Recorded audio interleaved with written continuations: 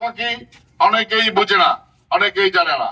তাই আমাদের দায়িত্ব এই লিফলেট বিতরণের মাধ্যমে আমরা প্রত্যেকটা জনগণের কাছে বুঝিয়ে দিব যে ৩১ দফা আমরা পালন করি, বাংলাদেশকে আবার পুনর্গঠন করি।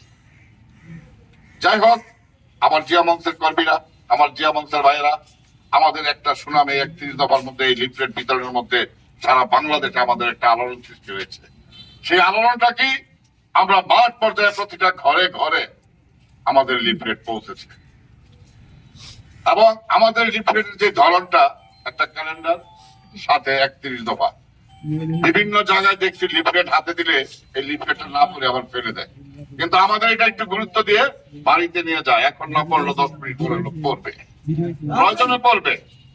তাই আমি এই থানার, এই কাশিমপুর থানার প্রেসিডেন্ট আফজাল হোসেন ও রেজাউল করিম সাধারণ সম্পাদক সহ সাংগঠনিক যারা আছেন, কমিটিতে নেতৃবৃন্দ যারা আছেন, আজকে আমরা এখানে হয়তো একদিন লিফলেট বিতরণ করে যাব, কিন্তু আপনাদের কাছে একটা অনুরোধ থাকবে, আমরা চলে যাওয়ার পরে যেন এই কর্মসূচি আর বন্ধ না থাকে।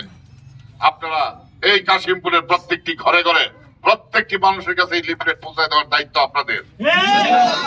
এই আশা ব্যক্ত রেখে সবাইকে আবার ধন্যবাদ জানিয়ে বাংলাদেশ গড়ার আগামী দিনের প্রত্যয় রেখে আমি চাই আমরা ইনশাল্লাহ তারেক রহমানের হাতকে শক্তিশালী করার জন্য আগামী দিন এই জিয়া মঞ্চ কর্মসূচি পালন করবে। ধন্যবাদ সবাইকে।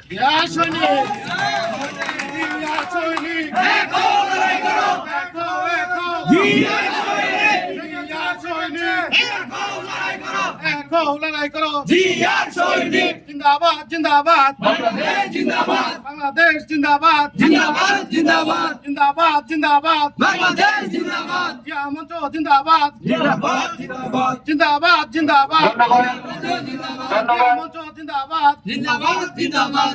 এই পর্যায়ে আজকের এই লিফলেট বিতরণী কার্যক্রম